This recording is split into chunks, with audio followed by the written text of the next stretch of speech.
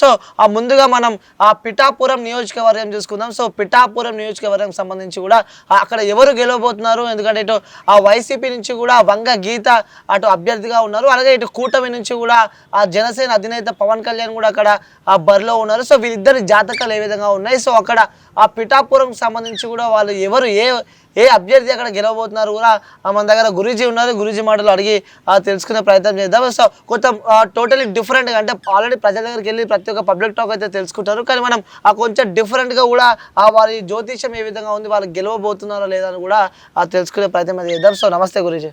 నమస్కారం. సో బాగున్నారా?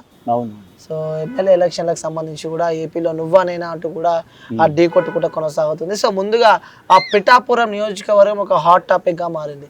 సో ఈ పిఠాపురం నియోజకవర్గం సంబంధించి కూడా అక్కడ వైసీపీ నుంచి కూడా వంగ గీత అభ్యర్థిగా ఉన్నారు, అలాగే ఇటు కూటమి నుంచి కూడా జనసేన అధినేత పవన్ కళ్యాణ్ బరిలో ఉన్నారు. సో ఇద్దరి జాతకం ఏ విధంగా ఉంది, సో పిఠాపురం గడ్డ ఎవరి అడ్డా కాబోతుందో కూడా తెలుసుకునే ప్రయత్నం చేద్దాం. ఒకసారి మన జానకిరామ్ని అడిగి ఒకసారి మాకు ఎవరు గెలుస్తారో వారి జాతకాలు అయితే చెప్తారా? ఎవరి పేరు చెప్పండి.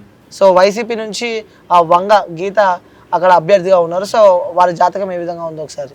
జానకిరామ్ వైసీపీ తరపు నుంచి వంగ గీత గారు పోటీ చేస్తున్నారు. పిఠాపురం నియోజకవర్గం నుంచి అధికార పక్షం నుంచి వారి జాతక బలం ఎలా ఉంది, రాజయోగం ఉందా లేకుంటే ఇబ్బంది పడే యోగం ఉందా చూడు జానకిరామ్. ముఖ్యంగా వారి జాతకంలో షిరిడి సాయిబాబా వచ్చిండండి. చాలా వరకు మాత్రం శాంత స్వరూపం ఉంటుంది, అలాగే వనదేవతలు వచ్చినండి ఉగ్ర స్వరూపం కూడా ఉంటుంది వారి జాతక బలంలా. కానీ ముఖ్యంగా వంగ గీత గారి జాతకంలో చూడాలంటే పట్టుదల చాలా ఉంటుందండి. రాజకీయ యోగం మాత్రం చాలా వరకు కలిసి వచ్చే అవకాశం ఉంటుంది వారి జ్యోతిష్య బలంలా.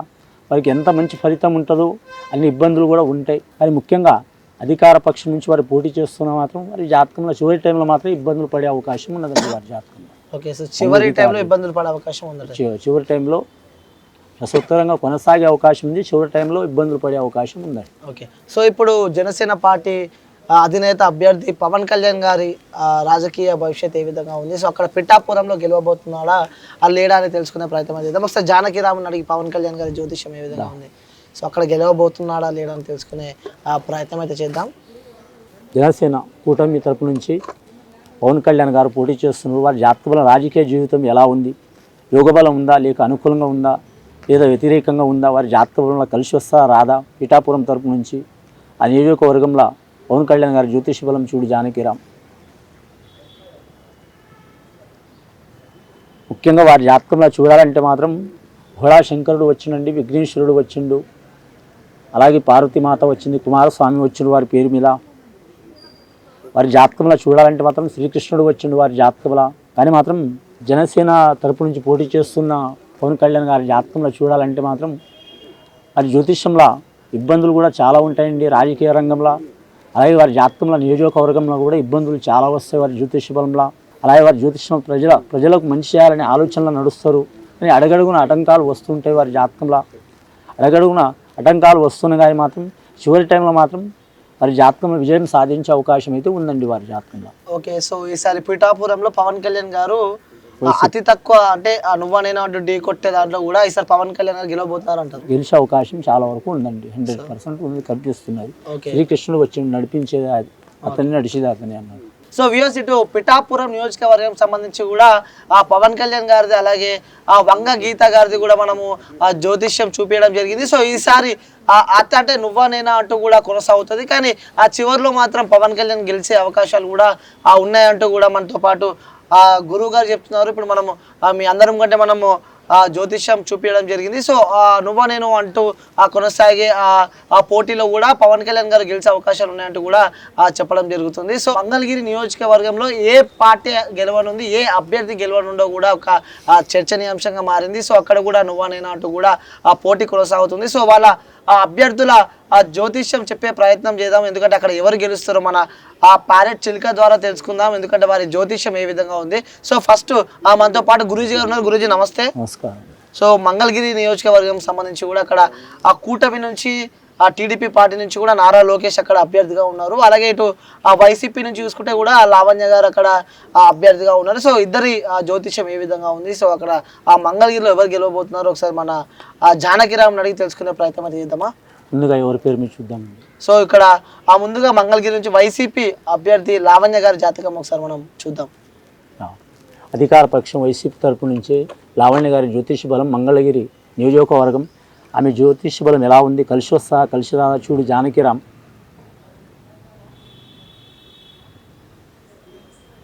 ముఖ్యంగా వారి జాతకంలో చెప్పాలంటే శ్రీకృష్ణుడు వచ్చిండండి వారి పేరు మీద అని వారి జాతకానికి చూడాలంటే మాత్రం చాలా వరకు మీకు రాజకీయ రంగంలో మాత్రం కలిసి వచ్చే అవకాశం ఉన్నదండి.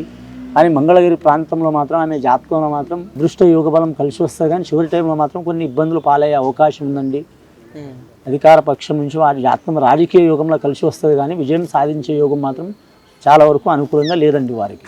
ఓకే, సో విజయం సాధించే యోగం అనుకూలంగా లేదంటారు. లేదండి. సో ఇప్పుడు కూటమి నుంచి అభ్యర్థి నారా లోకేష్ గారిది ఒకసారి చూద్దాం. సో జానకిరాముని అడిగి సో అక్కడ ఏ విధంగా ఉంది నారా లోకేష్కి తెలుసుకునే ప్రయత్నం చేద్దాం. ఒకసారి ఆ జానకిరాముని అడిగారు ఒకసారి.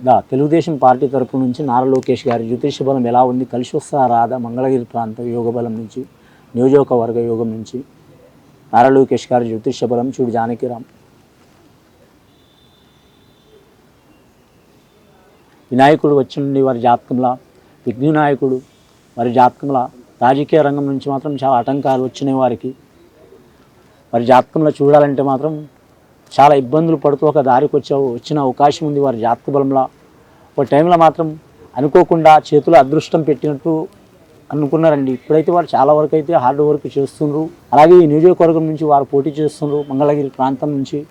తప్పకుండా విజయం సాధించే అవకాశం అయితే ఉందండి వారి జాతకం. ఓకే, ఈసారి మంగళగిరిలో నారా లోకేష్ గెలవబోతున్నారు, గెలిచే అవకాశం ఉందండి. వినాయకుని పెళ్లి కూడా ఆటంకాలు తప్పలేవు, అలాగే వారికి అలాగే ఆటంకాలు వచ్చినాయి. 1-2 సార్లు, ఈ 3వ సారి మాత్రం కలిసి వచ్చే అవకాశం ఉన్నదండి. ఓకే, అంటే కొన్ని సర్వేలలో కూడా మళ్ళీ లావణ్య గెలుస్తుంది అంటున్నారు. సో ఇక్కడ అయితే సర్వే నారా లోకేష్ గారు గెలుస్తారు అని చెప్పి కూడా ఇక్కడ జ్యోతిష్యం చెప్పబడుతుంది. సో మనం ఇక వేచి చూద్దాం, ఎందుకంటే ఇక్కడ ఆ మంగళగిరి నియోజకవర్గం కూడా ఒక ప్రతిష్టాత్మకంగా తీసుకుందని చెప్పుకోవచ్చు. ఎందుకంటే ఆ చంద్రబాబు నాయుడు కొడుకు ఇక్కడ ఆ నారా లోకేష్ గతంలో కూడా అదే నియోజకవర్గం నుంచి తాను ఓడిపోవడం జరిగింది. సో మళ్ళీ అక్కడి నుంచే పోటీ చేస్తున్నారు. సో అక్కడ ఆ వైసీపీ నుంచి కూడా లావణ్య గారు బదిలో ఉన్నారు. సో ఇక్కడ ఆ జ్యోతిష్యం పరంగా చూస్తే మాత్రం ఈసారి ఆ పక్క నారా లోకేష్ గెలుస్తున్నారు అంటూ కూడా ఇక్కడ వారి జాతకంలో ఉన్నట్టు మనకు తెలుస్తుంది. కుబేర లక్ష్మి కటాక్షంతో అందరి ఇంట్లో బంగారం, వజ్రం, వెండి నిండా. లలిత అక్షయ తృతీయ బంగారు నగలకు తరుగులో 1% తగ్గింపు. వజ్రాభరణాలు క్యారెట్ కు 5,000 తగ్గింపు.